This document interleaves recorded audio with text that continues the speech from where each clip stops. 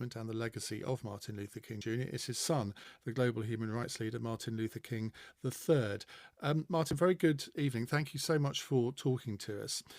Let's just pick up where I left off with Tarkor there. This video that the president has tweeted, it would have been unthinkable for any other president in living memory to have done something like that. What do you think it says about President Trump?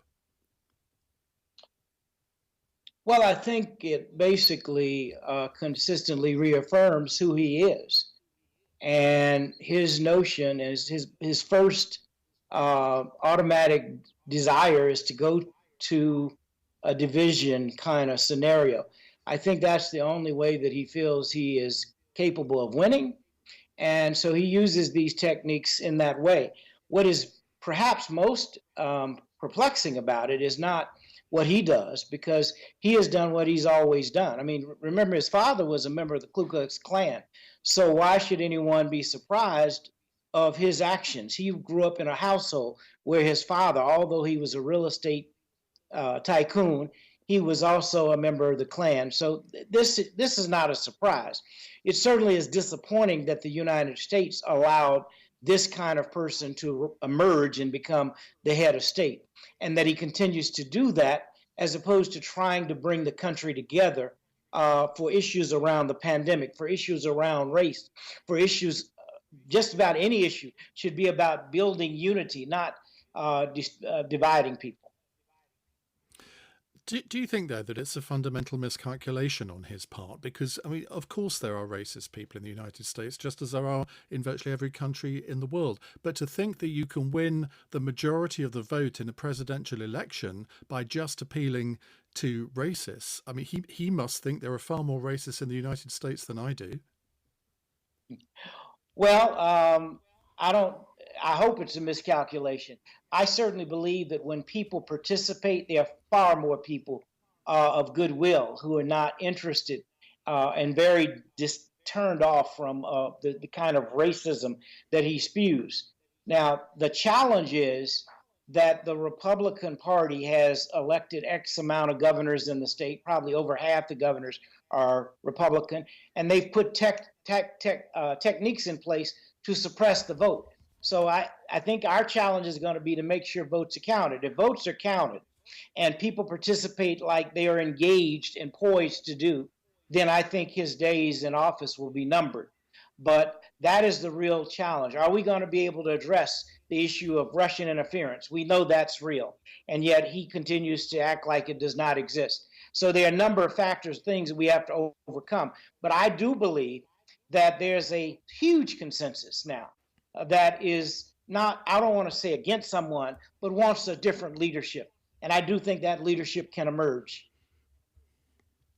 What do you think that your father would have made of the current Black Lives Matter movement? I mean, you must think from time to time when you're watching the protests happening, the thousands of people that have taken part in them, he would presumably have endorsed them 100%. What I believe is my father was always proud of young people being involved in the struggle. When he came along during the time when he was in his early 30s, you had the Student Nonviolent Coordinating Committee, and you had the Black Panther, movement, and all of those movements were movements that were gaining strength and at advocating a different kind of leadership. They all wanted to encourage the liberation of people of color, Black folk, but they had different strategies. And Dad was able to respect them, although he always wanted to engage in nonviolence. He never would have condemned. He never condemned. What he said was violence, I should say riots, are the language of the unheard. He empathized and understood, although he never condoned violence. He didn't believe that violence was the way. He believed there was always another way, but he understood that sometimes people do resort to violence. Now, in relationship to Black Lives Matter, I think unequivocally he would support what their primary intentions are wholeheartedly. Matt, in fact, I'd say this: if Dad had lived, we may not even need to have a notion or movement saying Black Lives Matter.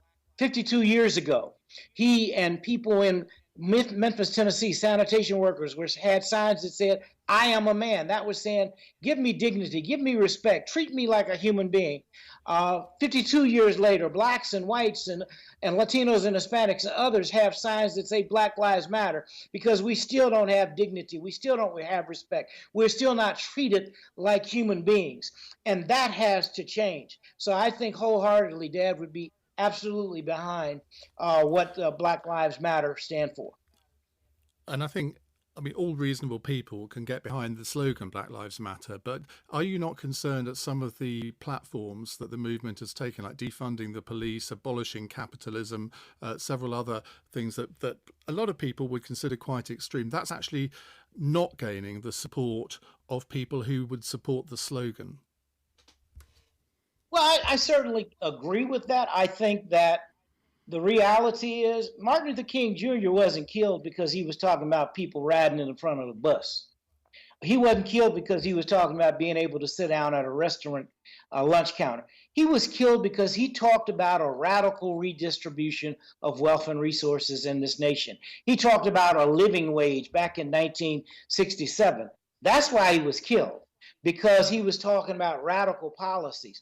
So if you really think about it, no one wants to deal with this, but capitalism has to be structured in a slightly different way if people are going to be able to emerge. 1% of the population can't continue to comprise 50, 60, and 70% of the wealth. That is a remedy for disaster for the whole society.